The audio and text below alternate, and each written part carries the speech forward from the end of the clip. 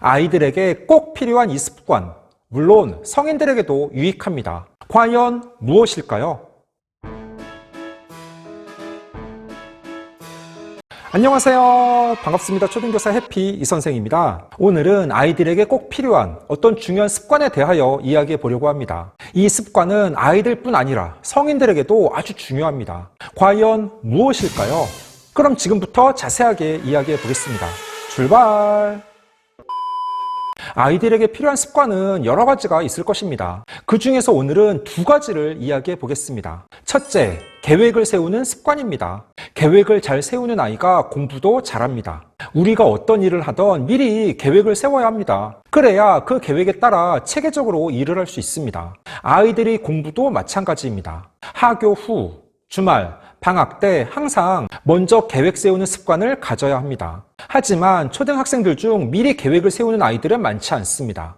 대부분 즉흥적으로 부모님의 강요에 의해 본인이 좋아하는 것만 공부합니다. 그러니까 본인이 부족하고 싫어하는 부분은 계속 미진한 채 남아 있습니다. 계획은 세워본 사람이 잘 세울 수 있습니다. 물론 아직 계획 세우는 것이 낯선 초등학생들에게는 너무 엄격한 빽빽한 계획보다는 실천할 수 있는 계획을 세우는 것이 중요합니다. 그래서 본인이 세운 계획에 따라 행동하고 밤에 잠을 자기 전 오늘 하루 내가 세운 계획대로 잘 실천했는지 반성해 봅니다. 이러한 패턴을 반복해야 합니다. 공부뿐 아니라 노는 것도 계획을 세워야 합니다. 어떤 아이는 나 1시간만 게임하고 책 볼게요 라고 말합니다. 그런데 1시간이 2시간이 되고 어느덧 시간 가는 줄 모르고 게임에 빠집니다. 미리 어느 정도 게임을 하고 그 이후 몇 시부터는 책을 볼지 커다란 계획을 세우며 본인 스스로 그것을 지키려고 노력해야 합니다. 그러면 계획을 잘 세우는 방법에는 무엇이 있을까요? 크게 4가지를 이야기하겠습니다. 첫째,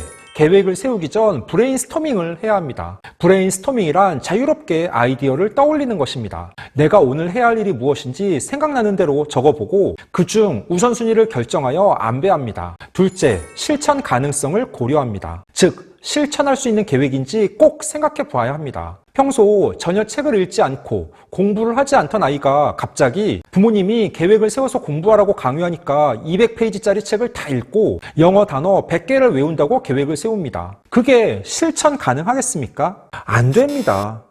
특히 처음에는 무리하지 않게 계획을 세워야 합니다. 그래야 아이가 하나하나 본인이 세운 계획을 이뤄나가며 작은 성공의 경험을 맛볼 수 있습니다. 셋째, 긍정적인 마음가짐을 가져야 합니다. 본인 스스로 에이, 나는 계획 세워도 어차피 잘 실천하지 못할 거야.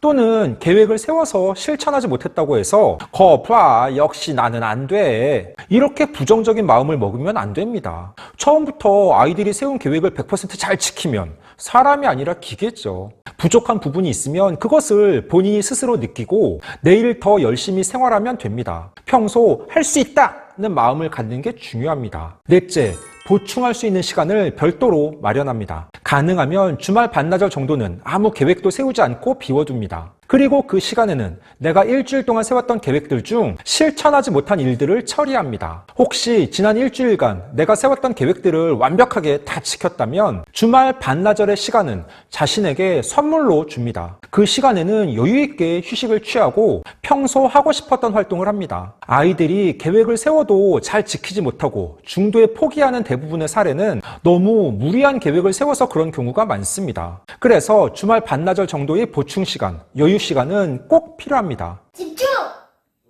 아이들에게 꼭 필요한 습관 중 둘째는 바로 메모하는 습관입니다. 저는 2019년 7월 31일 유튜브를 처음 시작했습니다. 초반에는 매주 3편의 영상을 올리다가 2년 전부터는 매주 2번, 월요일과 목요일 오전 영상을 올리고 있습니다. 그동안 한 번도 빠지지 않았고 그 점은 저 스스로 칭찬해주고 싶습니다. 토닥토닥토닥토닥. 그리고 2020년부터 올해까지 책도 8권을 펴냈습니다. 그러면 제가 어떻게 지금까지 이렇게 꾸준하게 유튜브 영상을 찍고 책도 펴낼 수 있었을까요? 가장 중요한 요소는 바로 메모하는 습관입니다. 저는 항상 언제 어디서나 좋은 아이디어가 떠오르면 그것을 바로 메모합니다. 요즘은 스마트폰이 친숙하니까 스마트폰의 메모장 기능을 활용하거나 저에게 카카오톡 메시지를 보냅니다. 또한 교육 관련하여 신문을 보거나 뉴스를 볼 때에도 항상 메모하는 습관을 유지하고 있습니다. 그래야 거기에서 좋은 아이디어를 얻고 그것을 그것을 조금 더 심화시켜 대본을 쓰고 유튜브 영상을 찍을 수 있습니다. 저는 평소 아침잠이 없는 편이라서 항상 새벽 5시 정도에 일어납니다. 물론 주말에도 그렇습니다. 그러면 새벽 5시에 일어나서 아침을 먹는 7시까지 2시간 동안 매일 무엇을 하느냐? 바로 제가 메모했던 것, 저에게 카카오톡을 보냈던 아이디어들을 다시 확인해보며 글을 씁니다. 제가 인스타그램을 하는데 어떤 분이 저에게 선생님의 유튜브 대본 쓰는 노하우를 배우고 싶어요 라는 글을 남겨주셨습니다. 특별한 노하우라고 할 것은 없지만 저는 단연 메모하는 습관이 중요하다고 말씀드리고 싶습니다. 그리고 그동안 제가 올렸던 약 360편의 유튜브 영상들을 교육, 책 소개, 여행 맛집, 신변 잡기 등으로 주제를 구분하여 영상의 제목, 올린 날짜, 특징 등을 다 메모하여 기록해둡니다. 그래야 중복되는 주제를 피할 수 있고 제가 올린 영상의 커다란 흐름을 알 수 있습니다. 아이들에게도 메모하는 습관은 꼭 필요합니다. 사람의 기억력은 한계가 있기 때문에 메모를 해야 빼먹지 않고 확인하며 알 수 있습니다. 그런데 최근 많은 초등학생들은 알림장을 쓰지 않습니다. 왜냐하면 요즘에는 학교 알림장, 학급 관리용 앱을 사용하는 선생님들이 많습니다. 그리고 그 종류도 다양합니다.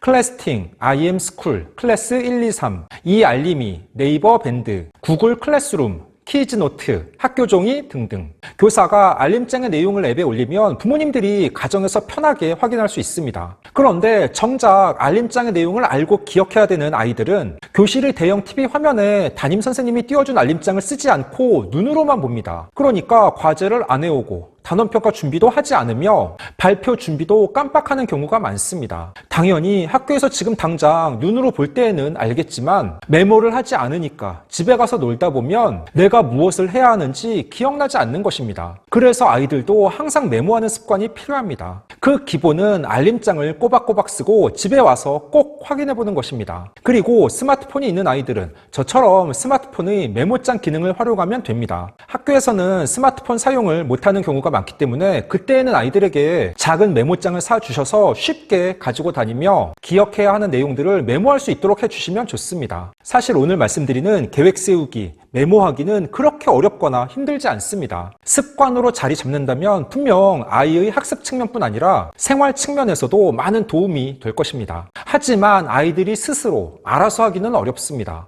부모님들께서 2가지 습관의 중요성을 알려주시고 꾸준하게 실천할 수 있도록 관심을 가져주셔야 합니다. 물론 부모님이 먼저 솔선수범해서 2가지 습관을 생활 속에서 꾸준하게 지켜나가는 모습을 보여주시는 것도 좋습니다. 15초 요약! 오늘은 아이들에게 꼭 필요한 2가지 습관은 성인들에게도 유익합니다 라는 주제로 이야기해 봤습니다. 아이들에게 꼭 필요하고 성인들에게도 유익한 습관은 바로 계획 세우는 습관, 그리고 메모하는 습관입니다. 물론 그 이외에도 유용한 생활 습관은 많을 것입니다. 일단 오늘 제가 말씀드린 2가지 습관부터 아이들에게 알려주시고 생활 속에서 실천할 수 있도록 해주시기 바랍니다. 한 달 정도만 꾸준하게 실천해도 성공입니다. 그리고 이러한 습관이 생활화를 위해서는 부모님이 옆에서 감시하며 체크하시기보다는 응원하며 잘할 수 있도록 격려하는 역할을 해주셔야 합니다. 오늘 준비한 내용은 여기까지입니다. 앞으로도 보다 더 유익하고 재미있는 영상을 가지고 꾸준하게 계속 찾아뵙도록 하겠습니다. 이상 초등교사 해피 이선생이었습니다.